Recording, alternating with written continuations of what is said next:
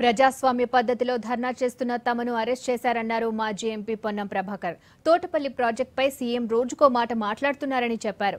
2 ఏళ్లలో ప్రాజెక్టును పూర్తి చేస్తానన్న కేసీఆర్ నిధులెందుకు కేటాయించడం లేదని ప్రశ్నించారు. తోటపల్లి ప్రాజెక్టును రద్దు చేసేందుకు సీఎం ప్రయత్నిస్తున్నారని ఆరోపించారు. కరీంనగర్ జిల్లాలో ప్రాజెక్టులపై పోరాడతామంటున్న మాజీ ఎంపీ పొన్నం ప్రభాకర్తో కిరణ్ ఫేస్ టు ఫేస్.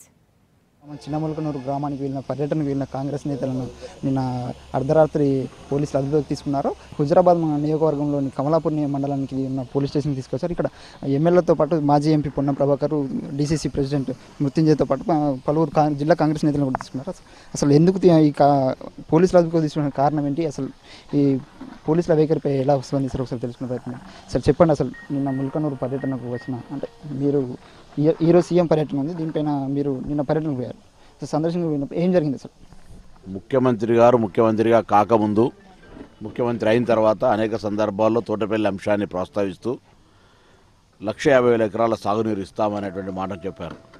కానీ తోటపల్లి రద్దు చేస్తలేమని స్పష్టంగా ఎక్కడ చెప్పనటువంటి పరిస్థితుల్లో, నిధులు కేటాయించినటువంటి పరిస్థితుల్లో 2 ప్రాజెక్టు కట్టకపోయేదంటే మళ్ళీ ఎన్నికల్లో పోటీ చేయాలన్నప్పుడు దాని ఆచరణ రూపంలో నీ మాటకు విలువ లేదు, అందరూ నాలికనా తాటిమటనా అని అడుగుతూ ఉన్నారు, రోజుకో మాట మాట్లాడుతున్నాం అంటా ఉన్నారు. కాబట్టి మేము కాంగ్రెస్ పార్టీ తరఫున ముల్కనూరుకు వచ్చే సందర్భంగా నీకు జ్ఞాపకం చేయడానికి వచ్చే గ్రామానికి దూరంలో వేరే మండల కేంద్రంలో ధర్నా చేస్తే, అది కూడా ప్రజాస్వామ్య పద్ధతిలో మేము కూర్చొని అందరం కూడా ప్రశాంతంగా ధర్నా చేసే సందర్భంగా అర్ధరాత్రి అక్రమంగా అరెస్ట్ చేసి 50 కిలోమీటర్ల దూరంలో తీసుకొచ్చి పెట్టారు. ముఖ్యమంత్రి గారు అడుగుతా ఉన్నాం, ఈ జిల్లా రాక సందర్భంగా మీరు చెప్పిన మాటను అమలు చేయమని అడుగుతా ఉన్నాం. మీరు ఉద్యమం చేస్తేనేమో అది ప్రజాస్వామ్యం, మీరు ఉద్యమం చేస్తున్నాం, మేము ఉద్యమం చేస్తున్నాం, అప్రజాస్వామికంగా అరెస్ట్ చేయడం అనేటువంటి దాన్ని తీవ్రంగా ఖండిస్తూ దీన్ని గౌరవ పార్లమెంట్ సభ్యులు అన్నారు కాంగ్రెస్ పార్టీ రాద్ధాంతం చేస్తుంది. అయ్యా, రాద్ధాంతం మేము చేస్తలేం. గతంలో ఏ పనులు అయితే 500 కోట్లు ఖర్చు అయినాయో ఇప్పటికే ఆ ప్రాజెక్టుల వల్ల ఏం చెడు ఉందో చెప్పండి మీరు. అంటే ప్రభుత్వం కూడా తోటపల్లి పైన కావాలని రాద్ధాంతం చేస్తుంది, కేవలం మనుగడ కోసమే. తోటపల్లి రిజర్వాయర్ అనేది కాంగ్రెస్ హయాంలో ఏ పని జరగలేదని చెప్పేసి మేము రద్దు చేస్తున్నామని చెప్పి ప్రతిపాదన తయారు చేస్తుంది. దీనిపైన మీరు ఎలా స్పందిస్తారు? V6 టీవీ వేదికగా పనులు జరిగినాయా లేదా అనేది వాళ్ళని రమ్మనండి, మేము వస్తాం, మీకు అక్కడ మేము ప్రాతినిధ్యం వహించిన వాళ్ళం. నెంబర్ 1. నెంబర్ 2, ముఖ్యమంత్రి గారే స్వయంగా అనేక సందర్భాలు చెప్పినారు, మన ప్రాంతానికి సీమాంధ్ర పాలకుల తప్పుడు అన్యాయం జరిగిందని. అయినా మేము ప్రజా ప్రాతినిధ్యంగా వహించినప్పుడు మా బాధ్యతగా పనులు చేయించే దాని లోపల పురోగతిని చూపించాం.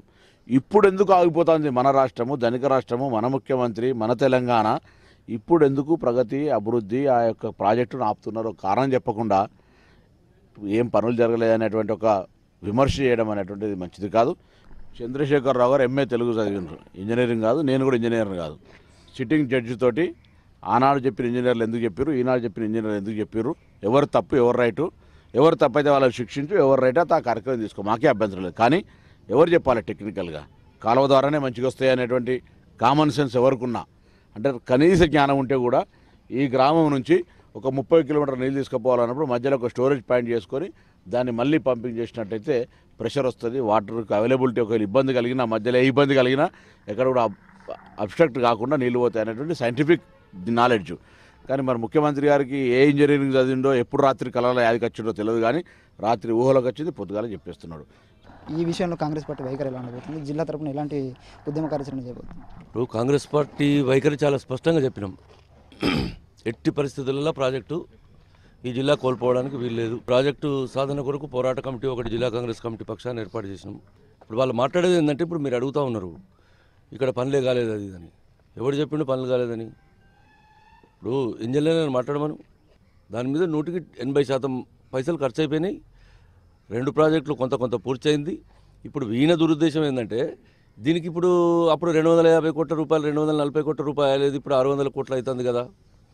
మీకు 2 లక్షలు 3 లక్షలు ఖర్చు పెట్టినామని అట్లా కాదు, 2 లక్షలు కాదు, 1400 ఎకరాలు ఎవడబ్బా జాగిరని చెప్పి వాళ్ళ దగ్గర నుంచి, రైతుల దగ్గర నుంచి సేకరించారు. అది దేని కొరకు తీసుకున్నారు? ఇరిగేషన్ మినిస్టర్ అయ్యి అసలు మీరు ఏదో దిక్కులేని ప్రాజెక్టులు తడకపల్లిలో కడతాం, లేకపోతే మీ నియోజకవర్గాలలో కట్టుకుంటామని చెప్పి తెలంగాణలో ప్రాజెక్టులన్నింటినీ ఇవాళ వాటికి ఎసరు పెట్టేటువంటి కార్యక్రమం చేస్తే ఎవరు ఊరుకుంటారు? ఈ ఒక్క ప్రాజెక్టును కూడా అసలు రద్దు చేసేటువంటి కార్యక్రమం చేయకుండా ఈ ప్రాజెక్టులను పూర్తి చేసేదాకా కాంగ్రెస్ పార్టీ నిర్విరామమైనటువంటి పోరాటం చేస్తుంది. ఎంతమందిని అరెస్ట్ చేసినా సరే, ఎన్ని జైళ్లు నింపినా సరే అని చెప్పి మేము జిల్లా కాంగ్రెస్ కమిటీ జిల్లాలో ఉన్న పెండింగ్ ప్రాజెక్టులపైన కాంగ్రెస్ పార్టీ స్పష్టమైన వైఖరి ఉందని, ఈ ప్రాజెక్టులన్నీ పూర్తి చేసే వరకు ఉద్యమిస్తామని చెప్పి చెప్తున్నారు. Camera person Srikanth, Kiran, V6 news, Karimnagar.